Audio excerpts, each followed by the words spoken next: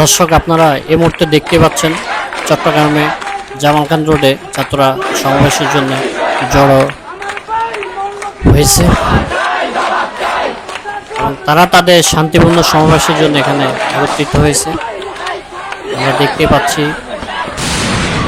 Police তাদের সামনে আছে এবং তাদেরকে ককটেল মেরে টিয়ার গ্যাস মেরে তাদেরকে তাড়িয়ে দিয়েছে। দর্শক আপনারা দেখতে পাচ্ছেন এরা কি পুলিশ? সারা বাংলাদেশের মানুষ তো এদেরকে পুলিশ বলে না, কারণ পুলিশ তো জনগণের জানমালের নিরাপত্তা রয়েছে। এরা আসলে পুলিশ নয়, এরা আসলে দর্শক, এরা আসলে পুলিশ লীগ। আপনারা দেখতে পাচ্ছেন কোনো পুলিশ জনগণের ক্ষতি করতে পারে না, কোনো পুলিশ আপনার জনগণের বুকে গুলি করতে পারে না, কোনো পুলিশ জনগণের জানমালের নিরাপত্তা ব্যাঘাত ঘটাতে পারে না। আপনারা দেখতে পাচ্ছেন এই মুহূর্তে জামাল খান রোডে কি তাণ্ডব চালিয়েছে পুলিশ, কি তাণ্ডব চালিয়েছে আপনারা দেখতে পাচ্ছেন।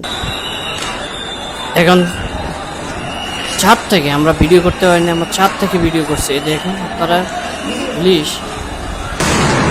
কিভাবে ফায়ারিং করতেছে। পুলিশ আসলে কি এরা জনগণের স্বার্থে কাজ করে না, আসলে এরা রাজনৈতিক দলের পক্ষ নিয়ে কাজ করতেছে? আসলে বাংলাদেশের সংবিধান কি বলে? বাংলাদেশের সংবিধান কি বলেছে যে যারা সরকারি চাকরি করবে তারা আসলে পক্ষপাতিত্বমূলক আচরণ করবে? আসলে মূলত এরা কোনো পুলিশ নয়, এরা আসলে বাংলাদেশের সংবিধান অনুযায়ী পুলিশের কাতারে পড়ে না।